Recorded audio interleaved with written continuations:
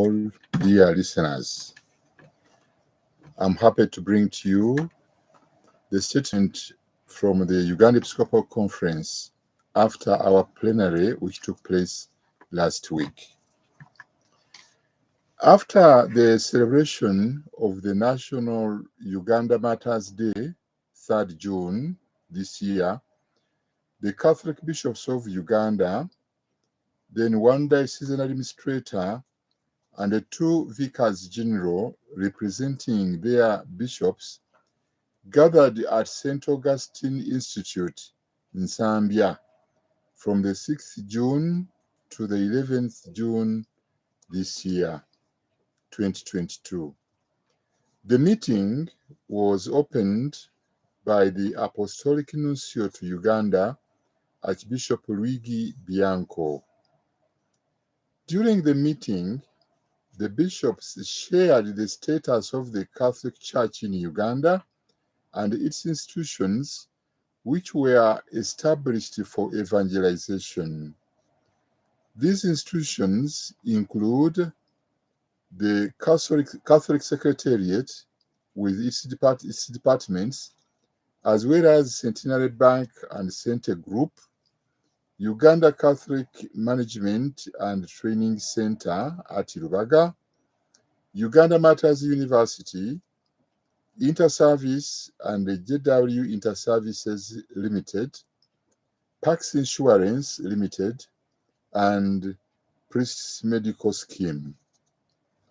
The bishops also received reports from institutions affiliated to the Catholic Church in Uganda, such as Association of Member Episcopal Conferences of Eastern Africa, popularly known as AMISEA, and the Symposium of Episcopal Conferences of Africa and Madagascar, popularly known as SECAM.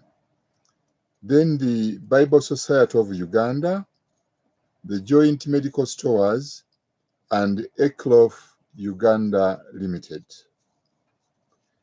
The main concern of the bishops was evangelization through education, medical, social, and economic development. The progress of the institutions, challenges, and future plans were noted.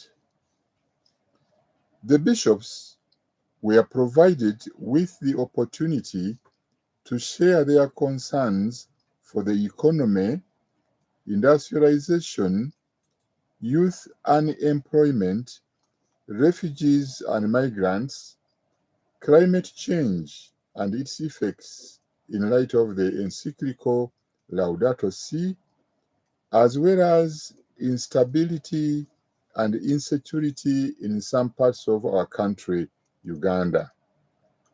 Bishops called for recognition of the dignity of the human person in accordance with the National Constitution of Uganda, human rights, and the teaching of the Church.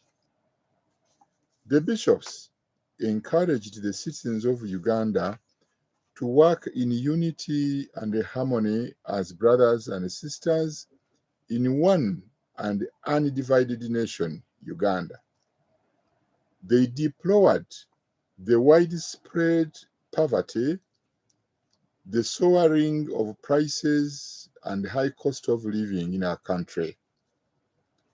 All challenges notwithstanding, the bishops encouraged the government in its strategic planning for the betterment of the human condition and life.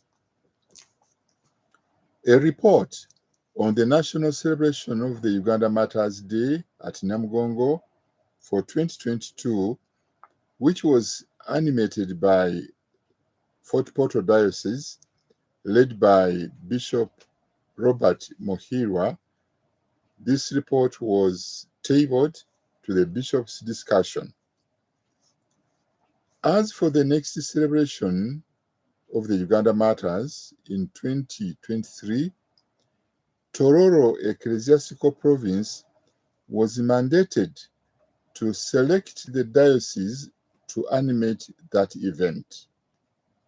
Then, the bishops from the Saidi province, Tororo, met and nominated Jinja Diocese to animate Uganda Martyrs celebrations at Namugongo in 2023. In other words, for next year's Uganda Martyrs celebrations will be animated by the Diocese of Jinja.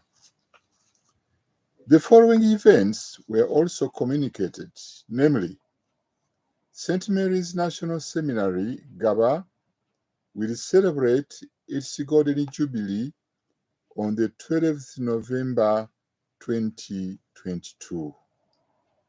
2. Father Dr. Giuseppe Ambrosoli will be beatified at Kalongo in Gulu Archdiocese on the 20th November 2022. A brief note about the Venerable Ambrosoli. He was born on the 25th July 1923 at Ronago in Italy. He became a Comboni priest in 1955, and in the following year, 1956, he landed in Uganda, particularly at Gulu.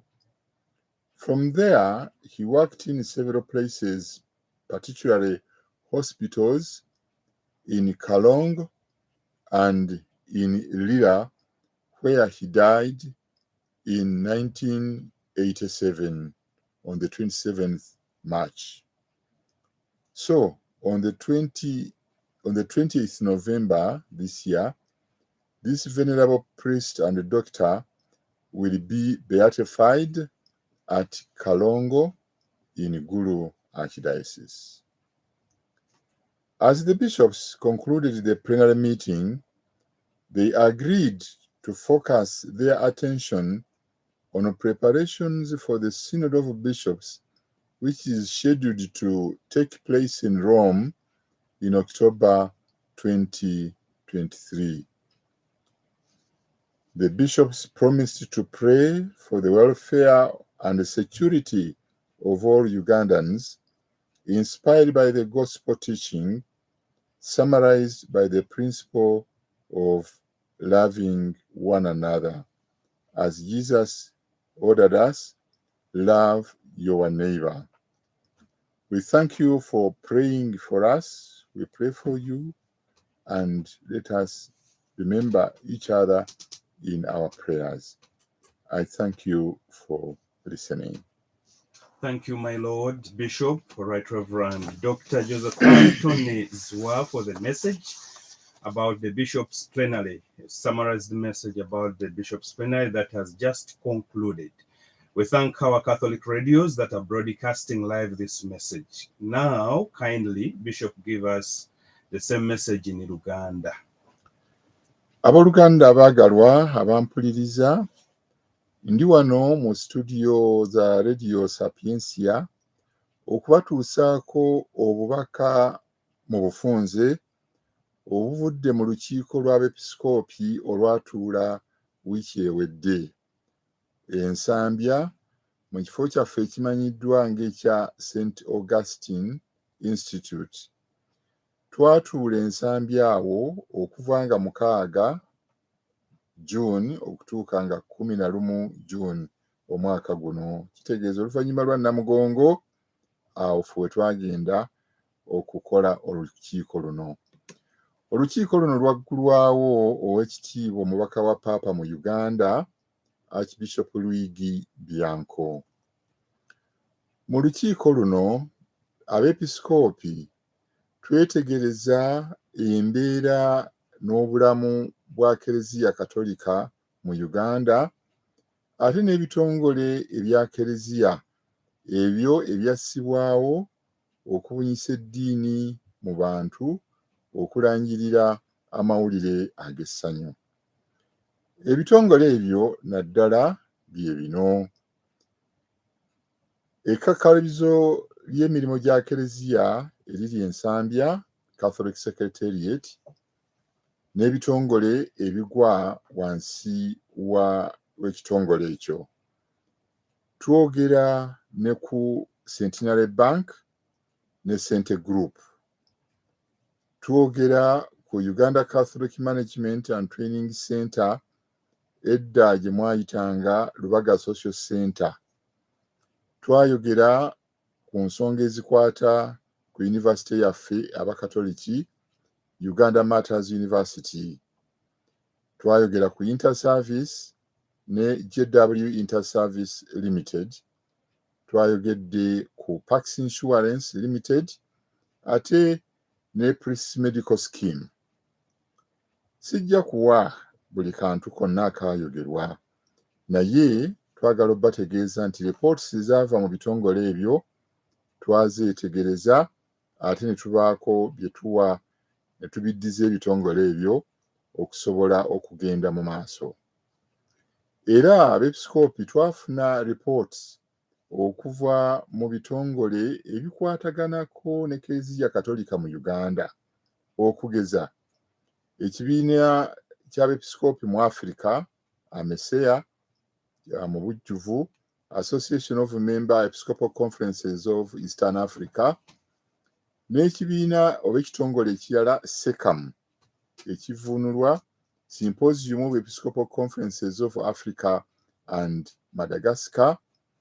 Era twafuna report okuva mu kitongole ekikola ku kitabo ekitukuvu Bibiliya oba Bible Society ya Uganda, ekitongole ekikola ku ddagala, esitowa z'eddagala ensambya, ate n'ekitongole ekimanyiddwa nga ECLOF Uganda. Abepiskoopi baafa nnyo ku nsonga ezikwata ku ddiini. Amawulire ag'essanyu nga bwe gabunyisiddwa mu nsi yaffe eno Uganda, naddala nga tuyita mu bitongole ng'ekyebyenjigiriza, ebyobulamu n'ebyenkulaakulana.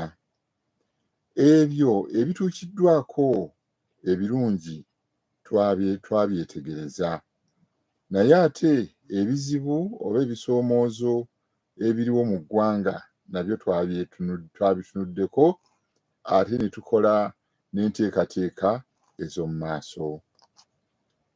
Abepiskoopi baafuna omukisa okukubaganya ebirowoozo n'okwetegereza embeera mu ggwanga mu nsi yaffe Uganda, naddala ku byenfuna, amakolero, obulamu bw'abavubuka naddala ebbula ly'emirimu, abanoonyiboobubudamu n'ababungeese mu bitundu eby'ensi ebitali bimu, enkyukakyuka y'obudde, naddala nga tulambikibwa ebbaluwa ya Paapa Laudato Si etuwa okutaasa obutonde bw'ensi. Era twetegerezza ku butali butebenkevu n'obusambattuko mu bitundu ebimu ebya Uganda. Ng'Abepiskoopi tukubiriza buli muntu okussa ekitiibwa mu muntu munne, nga twesigama naddala ku Constitution eya Uganda, nga twesigama ku ddembe ly'omuntu nga bwe liragiddwa mu kibiina ky'amawanga amagatte, nga twesigama ku njigiriza ya Kkereziya. Tukubiriza bannayuganda ffenna okukolera awamu, okussa ekimu nga abooluganda, nga tuli mu ggwanga limu awatali kusosolagana. Twanakuwala mu lukiiko luno nga tulaba embeera etali nnungi, naddala evudde ku bwavu obweyongedde obungi mu ggwanga, emiwendo gy'ebintu ebigulibwa egyeyongedde okulinnya kumpi buli lunaku, nga n'obulamu bwennyini okubuyimirizaawo kya muwendo ogususse. Ebyo byonna ebisoomoozo wadde nga weebiri, twagala okukubiriza gavumenti okwongera okukola enteekateeka ennungi ez'okulungiya n'okulongoosa embeera n'obulamu bw'abantu mu ebyo bye tukoonyeeko. Twetegereza oluvannyuma lw'okuva e Namugongo, twetegereza ripooti eyakolebwa ekwata ku lunaku lw'e Namugongo Juuni 3 Juuni omwaka guno, omukolo gwabadde e Namugongo. Twakulemberwa essaza ly'e Fort Portal nga bakulembeddwa Bishop Robert Mukiirwa. Nga ripooti eyo ewedde, ate twalengera ekiri mu maaso. Omwaka ogujja baani abanaatukulembera? Twalonda ekitundu kya Tororo Ecclesiastical Province beerondemu essaza erinaatukulembera. Abepisikoopi abava mu kitundu ekyo ebuvanjuba baakuŋŋaana bonna wamu ne balonda essaza ly'e Jinja nga be bajja okutukulembera mu kusoma kw'e Namugongo omwaka ogujja 2023. Twagala era okubamanyisa amawulire agakwata ku bulamu bwaffe mu Uganda.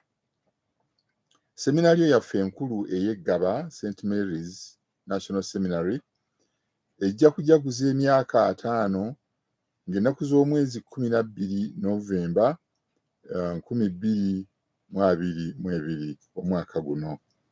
Mu butuufu emyaka 5 gyawera dda, naye olw'okubeerawo COVID tetwasobola kujaguza, nga tujja kujaguza ku lunaku olwo 12 Novemba 2022.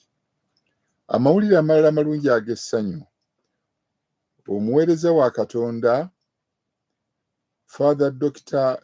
Giuseppe Ambrosoli ajja kulangirirwa mu lubu lw'abeesiimi e Kalongo mu ssaza ekkulu ery'eggulu ng'ennaku z'omwezi 2 Novemba 2022.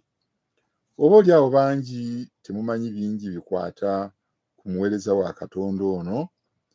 Yazaalibwa nga 25 Julayi mu mwaka 1923 mu kifo ekimanyiddwa nga Ronago mu Italy.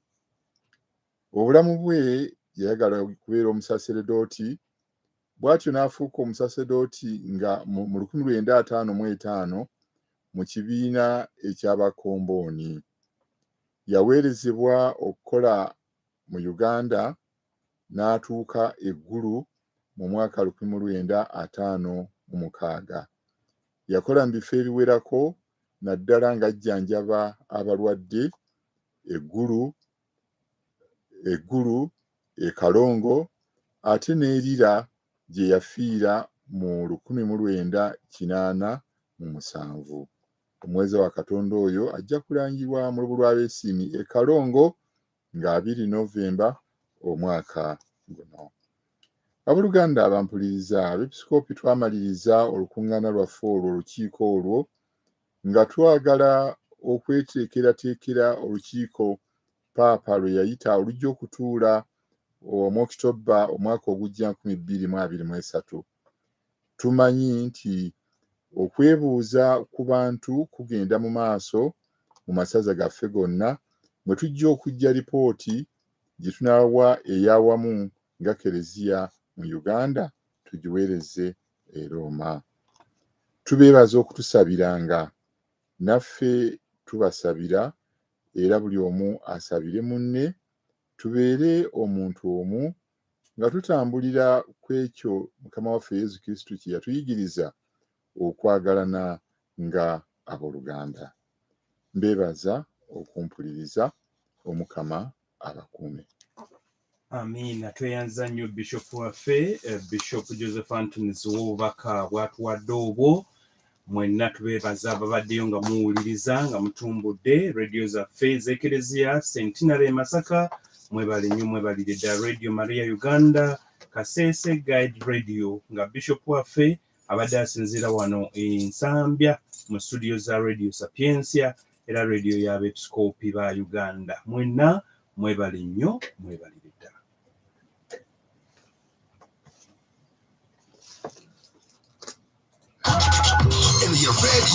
Namwe mwebale nnyo mu mirembe egy'edda natuulanga wano. Era program tujugana ne Father Kato n'akujuliza nti eno program Bishop Zziwa yagitandika ekwata ku by'Andrew Kato. Waba Catholic? Y'abagungi ba Apostles. Kubanga tujjukola naye tujjukola te kawungeezi ku Sunday ku ssaawa 4 actually ez'ekiro. Okay. Kuba oluusi mpuliriza awo olw'eggulo kubeerako Brother Natoli. Ate kati ye Father Kato ajja ku ssaawa 4 ez'ekiro. Nannyonnyola era. Kubanga zonna girate Bishop wali ovuddewo. Nenda kulengeranga. Webale nnyo Bishop.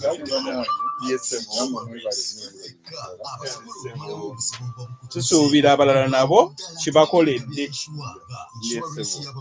Ey'ebidduka tulina insurance ey'omuliro ey'ebisibo ebikugwako obubi ng'obadde teweetegese, insurance y'emigugu egisaabalisibwa ku mazzi, insurance etangira obutyabaga obutera okugwa mu bizinesi, tulina ne insurance ezingako byonna ebiyinza okukugwako nga totegedde. Parks Insurance tusange ku ttabi lyaffe ekkulu erisangibwa ku Christ the King Platinum House Plot 3 ku Colville Street. Tulina n'amatabi amalala okwetoolola Uganda yonna.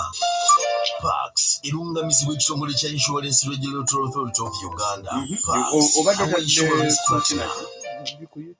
KMS Power Solutions bebuka balina generators eziri original eza petrol diesel ne paraffin omulimu teweraliikirira lwakiya mutampapesa amasanyalaze petrol ne diesel zonna weeziri mu bungi obumu bwakasoliriikirizaabo obumu obwoza emmotoka mashini ze zisala emituli omuliro zonna weeziri ate ng'ekyenjawulo kye tulina sipeya parts w'ebyo byonna ebyogeddwako